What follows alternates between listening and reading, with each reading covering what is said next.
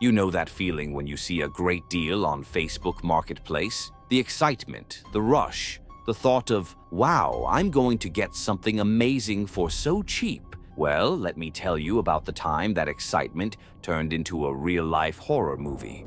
I was scrolling through Facebook Marketplace late one evening. You know the kind.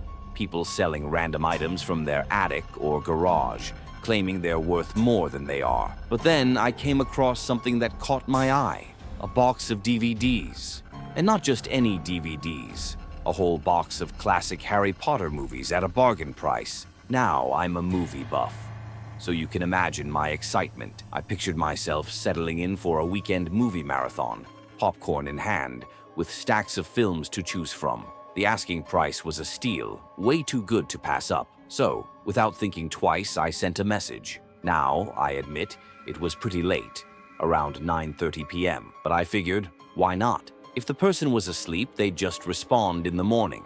No harm in trying, right? To my surprise, the seller responded almost immediately. Friendly guy, or at least that's how it seemed at first. He said we could meet up in about an hour, but here's where things started getting strange. He suggested we meet at his house, not a neutral spot like a grocery store parking lot or a coffee shop. No, his house, and not just any house. He gave me an address, and out of curiosity, I looked it up on Google Maps. The moment the image popped up on my screen, my excitement for those DVDs faded faster than a bad movie sequel. The place looked, how do I put this? It was a dump. The house looked like it had seen better days, maybe during the Great Depression. Windows boarded up, paint peeling, overgrown weeds in the yard. It wasn't the kind of place you'd want to go during the day, let alone at night. My mind started racing. Was I really going to drive out to this sketchy, dilapidated house at nearly 11 p.m. for a box of DVDs? The more I thought about it, the more I realized how utterly ridiculous it sounded.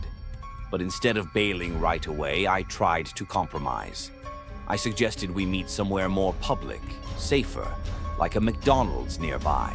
You know, a place that actually had lights, people around, and cameras. Normal things that make you feel less like you're walking into a slasher film. It seemed like a reasonable solution to me. Surely anyone with good intentions would understand, right? Wrong. The guy replied almost instantly again, but this time the friendliness was gone. He said meeting at the McDonald's wouldn't work. His reasoning? He didn't really explain, but he did offer a solution. He said he'd be happy to wait for me, outside his house, alone, at night. Now, at this point, I'm sure many of you are probably thinking the same thing I was. Why is this man so insistent on me coming to his house? I started picturing all the possible scenarios. Maybe he was just a really eager DVD seller.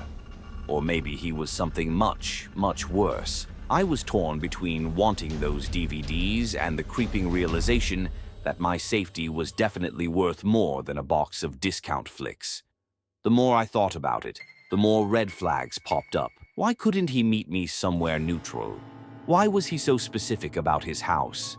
And why on earth was he okay with just sitting outside his house, in the dark? My imagination was running wild with possibilities, none of them good. I decided to trust my instincts. I politely declined and ended the conversation.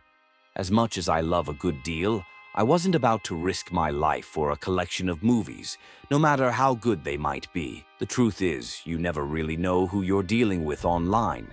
That friendly profile picture could be hiding something far more sinister. And let's be real. How many horror stories have we heard that start with someone meeting a stranger at a sketchy house? I had no intention of becoming the subject of the next true crime podcast. So I backed out of that conversation, blocked the seller, and closed my phone, and decided that a movie marathon wasn't worth it. Sometimes the best deal is the one you don't take. And the lesson: trust your gut. No bargain is worth putting yourself in a dangerous situation. Because at the end of the day, a box of DVDs isn't nearly as valuable as peace of mind. Or in this case, staying alive.